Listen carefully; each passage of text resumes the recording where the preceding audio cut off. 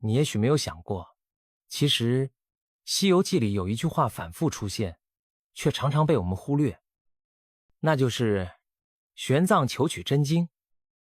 可他所谓的真经，到底指哪几部佛教典籍呢？佛经数量如此庞大，真的全都是经吗？其实在佛教里，光是经典就能分成经、律、论三大部分。首先，经指的是释迦牟尼佛亲口所说，再由他的弟子记下来的内容，也就是最根本的法本。比方说《金刚经》、《楞严经》、《心经》，它们都属于经。然后律就是佛陀给弟子制定的戒律，教他们该遵守哪些规矩。论则是后代高僧对佛经的研究心得，或对其做出的评论，比如《大乘起信论》、《中论》、《菩提道次第广论》等。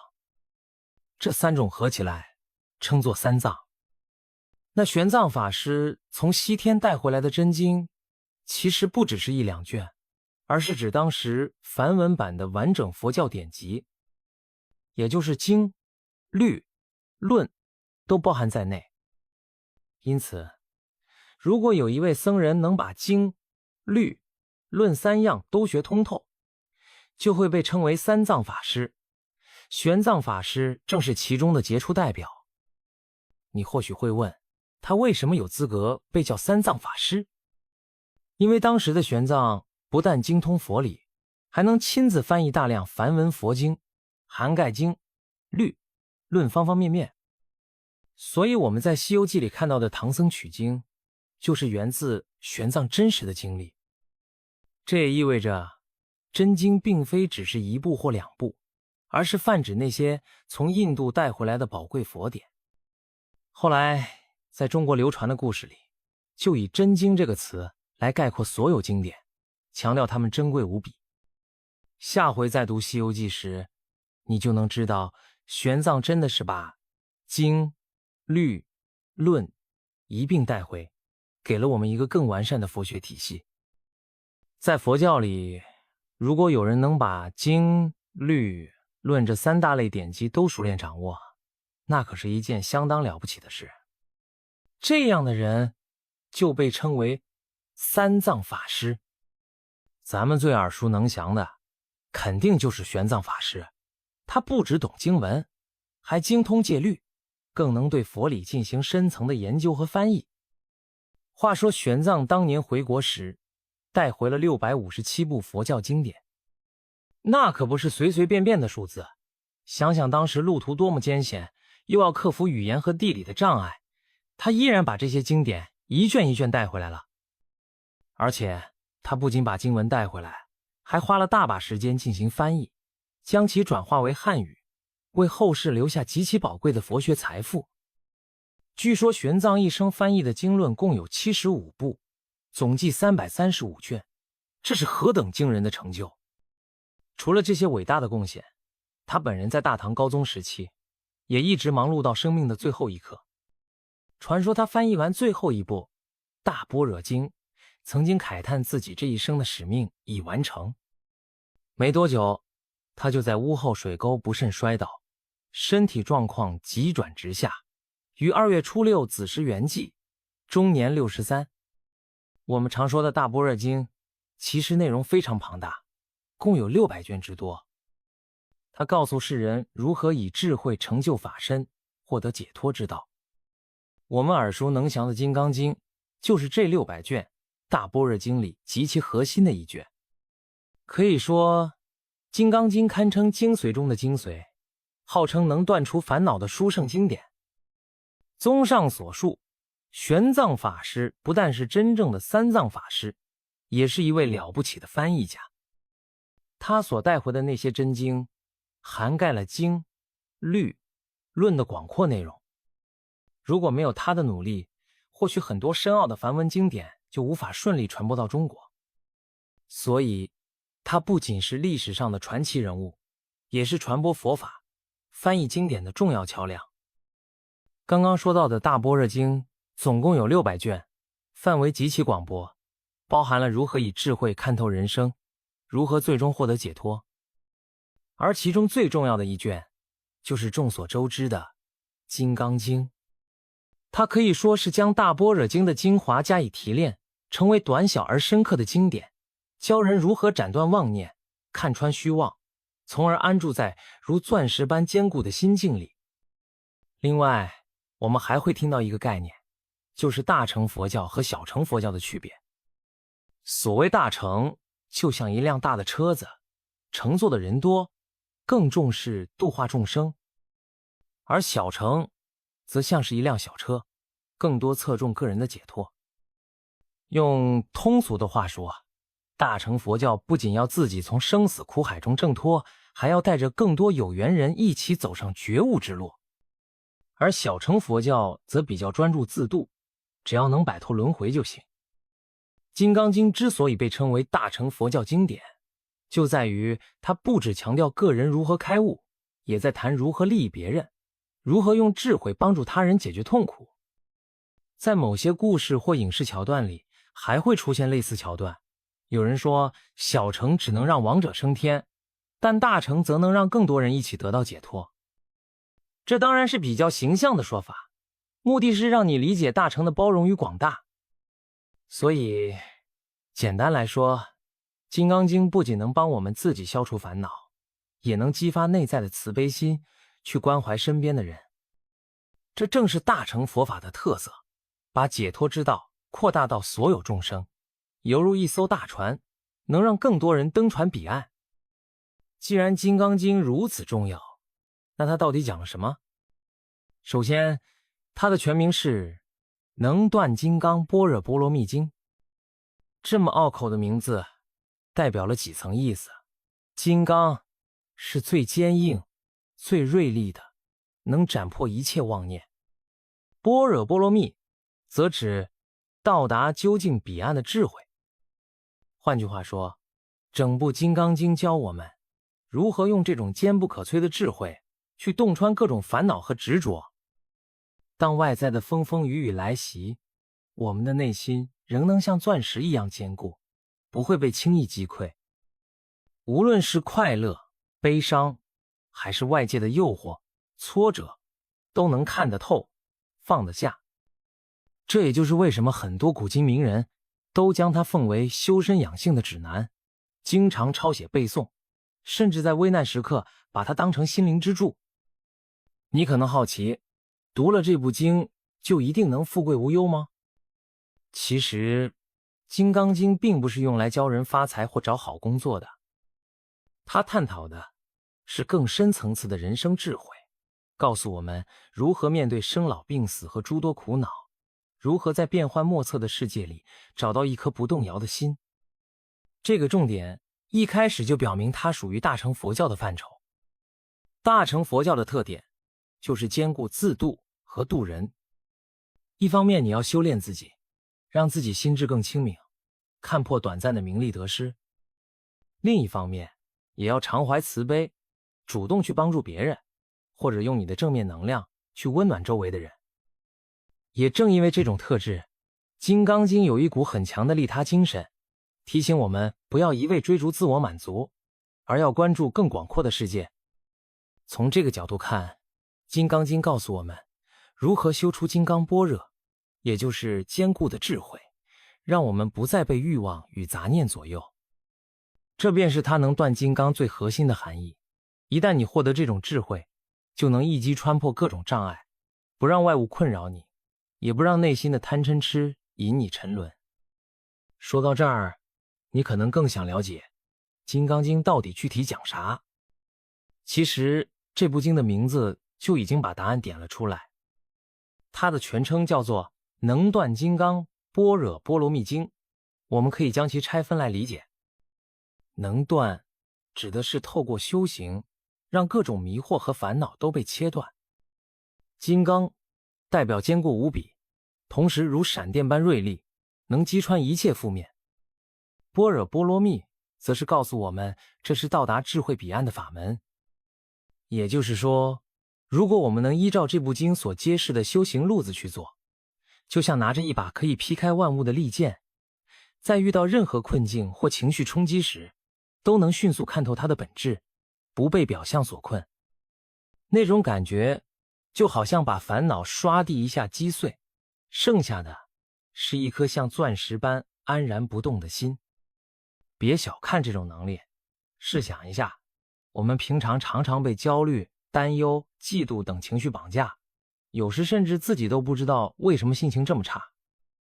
金刚经说，当你用智慧之光去照见这些念头时，就能发现它们根本是浮云，来无影，去无踪，本不值得你长久耿耿于怀。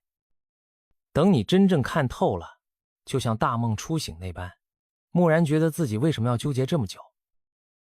所以这里的金刚并不是单指物理上的硬度，而是指我们内心的那个不受外界影响的真如本性。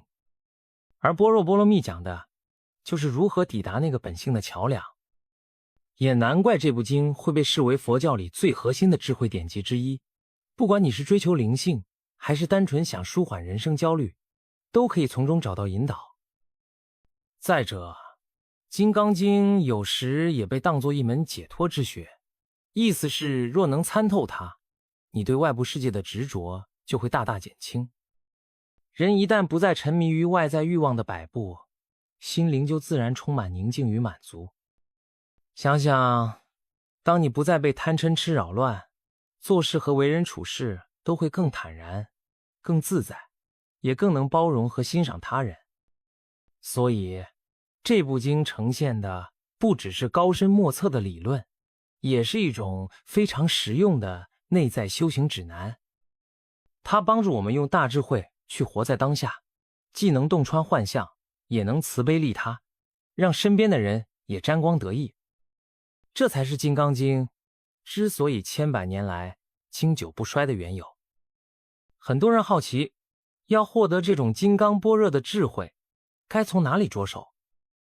在《金刚经》里，首先提出一个观念，就是要扫除我们平时执着的名相。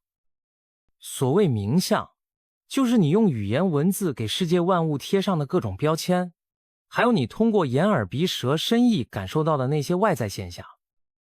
比方说，我们喜欢给人定义，这是我的好朋友，那是我的敌人，或是把某件事当作成功或失败，等等。这些定义很可能是出于我们主观的判断和感觉，却并不是真正的实相。为什么说这些名相都是虚妄？因为在佛学看来，这些东西都是暂时的，变化无常的。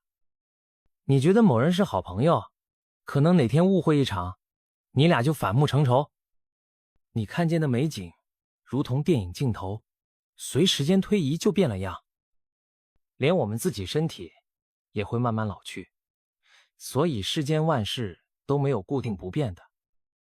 可是众生往往认定这些现象就是绝对的真实，于是才会产生执念，深陷痛苦。譬如我们找工作，有时因为失败就陷入深深自我否定，觉得自己一无是处。但这就属于被名相绑架，你把这一次挫折当成不可翻案的真理，完全忽略了人生还可能有很多转机。要跳出这个陷阱，《金刚经》给我们的指引是，先认识到一切表面景象都只是幻影，你要把关注点放在更深层的本来面目。本来面目意味着你天生具有的那份清净，永不被外界的变化所污染。就像演员上台，一会儿演将军，一会儿演奴隶，可无论他穿什么戏服，真正的他并没有失去自我。当我们懂得自己其实既不必被赞美捧上天，也不必被责骂打入谷底，就能回到那个平等从容的心境。这就是修行的过程，把那些暂时的假象当作工具，运用它们去感受世界，但最后要记得，工具不是终点。就像木筏可以帮你渡过生死大海，但当你真的抵达彼岸，你就不必再扛着那艘木筏不放。同样，佛学本身也是指引我们见月亮的手指，却不是要我们一辈子只看手指。目标是月亮，也就是本来面目。可有人会困惑，难道我把所有名字和现象都清空，人就变得呆呆的吗？不，恰恰相反，当你放下执着后，你会更明白一切真相，还能洞察一切。就像黑暗中看不见东西的人，他以为世界只有模糊影子，可是一旦打开光源，就会看到更多色彩和细节，发现世界远比想象的丰富。因此，真正的修行者并不是对世事漠不关心，而是看得更通透，也活得更自在。所以说，《金刚经》告诉我们要扫除名相，回归本心，这才是到达智慧彼岸的要领。在这个过程里，我们会逐渐放下对外物和欲望的过度执念，转而把目光收回到那颗永不动摇的钻石心。如此，你就能立于不败之地，无论经历什么风雨，都能笑对它。有人会好奇，这个回归本来面目的说法是谁最先提出的呢？其实，它正是源自释迦牟尼佛的开悟体验。传说释迦牟尼本是一位王子，名叫悉达多乔达摩。他在29岁时，为了寻找究竟的真理，放弃王位，远离奢华的宫殿，开始苦修之路。他看到了生老病死、无常变幻，觉得世间有一种根本痛苦，必须想办法突破。后来，他在菩提树下经过7天7夜的深度禅定，终于醍醐灌顶，一下子明白了宇宙人生的真相，成为了觉者，也就是佛陀。当时，他首先提出了4谛，也就是苦、集、灭、道这4个真理。苦谛指的是人生充满苦痛，并非一帆风顺。集谛告诉我们痛苦的根源往往在于执着和欲望。灭谛表示若能灭除那些执着，就能进入无烦恼的境界。道谛则指出了抵达无烦恼境界的正确修行之路。这4谛被视为佛法的根基，如果你连苦从何而来都不清楚，就无法真正解决问题。释迦牟尼成佛之后，花了45年的时间奔走弘法，把这套理论不断完善，也应机设教，根据不同人的根性，给予不同的修行方法。他离世之后，弟子们才陆续将他的教诲整理成佛经，让后世人有机会学习这些智慧。而我们现在所说的《金刚经》，正是继承了释迦牟尼所阐述的般若智慧思想，进一步把执着与名相解析得更细腻。经书里反复强调，凡所有相皆是虚妄，如果能看透它们，那就能见到真如实相，也就是如来。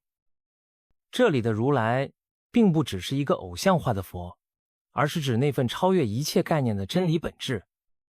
很多人会误解，认为学佛就是要成仙成神，好像获得超能力。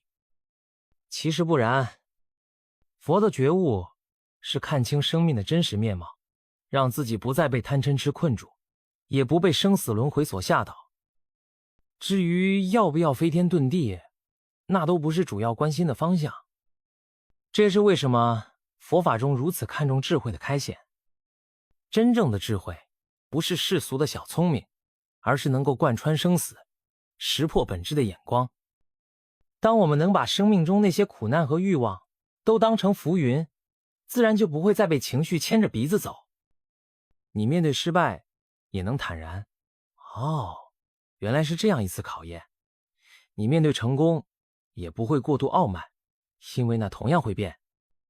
换言之，修行其实就是为了明白，我们原本就有一颗自由不动摇的心。我们受苦往往是因为自己在各种假象中沉迷，把外在现象误当成长久拥有，却不肯承认无常的真实。一旦看穿了这点，你就能像释迦牟尼一样，在滚滚红尘里也能守住内在的清明。所以4谛其实是整个佛法最初的起点。你理解了苦集灭道的道理，就等于拿到了认识无常的入场券。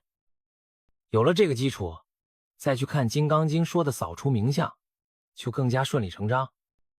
因为你知道，所有外在形象都处于生灭当中，没有永恒可言。如果你还能执迷不悟，那就注定逃不脱烦恼的魔爪。因此，金刚经的思想可说是站在四谛和般若智慧之上，加以精炼，专门教我们如何对治执着。它的出现，让许多后来人透过更简洁有力的文字，一下子就抓到重点。原来所有执念都是浮云，一旦看透，心自开朗。很多人纳闷，金刚经又不是理财书，也不是成功学，为何在古往今来都拥有大批拥趸？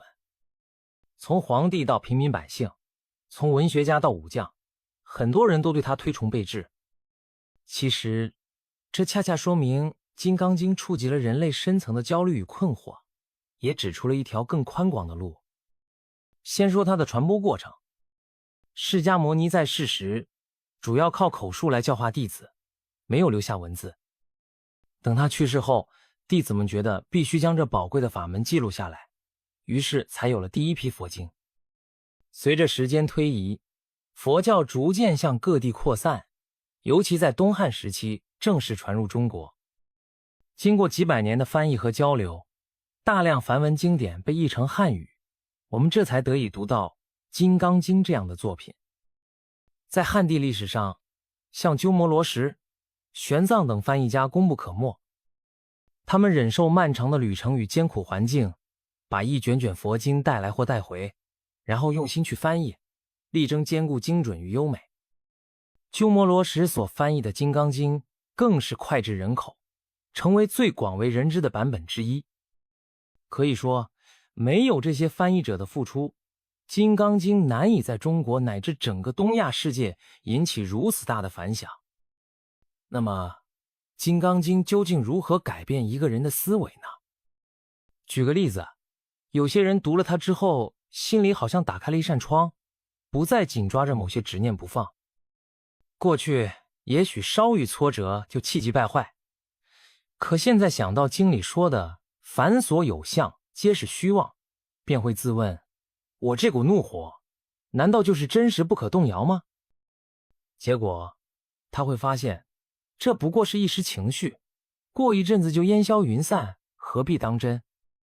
久而久之，他整个人变得更豁达，烦恼也随之减少。再看那些古代文人或帝王，他们有的政治压力极大，有的需应付文坛派系之争，还有的要管理千军万马。在重重压迫下，难免忧心忡忡。可如果能体会到《金刚经》所讲的放下，就能在心里给自己留一片净土。对于他们来说，这是精神上的庇护，也是回归自我的途径。因此，我们会看到史书中记载，某某大将军在营帐里诵经，或某位学士夜深人静时抄写《金刚经》，都是希望借此安神定心。还有一种看法是，读了《金刚经》，是不是就意味着我从此不追求任何世俗目标了？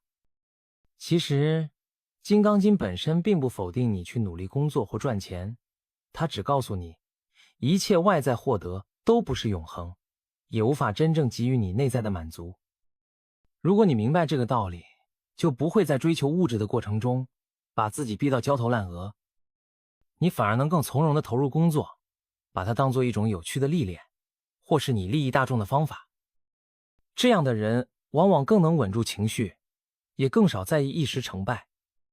事实上，《金刚经》的精髓就在于修心。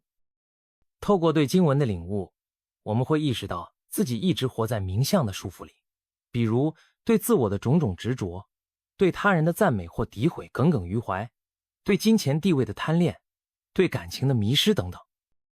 而当我们反复参悟凡所有相皆是虚妄，就会明白自己不必永远守着那些幻影不放，可以时时刻刻回到当下，去做最恰当、最真实的选择。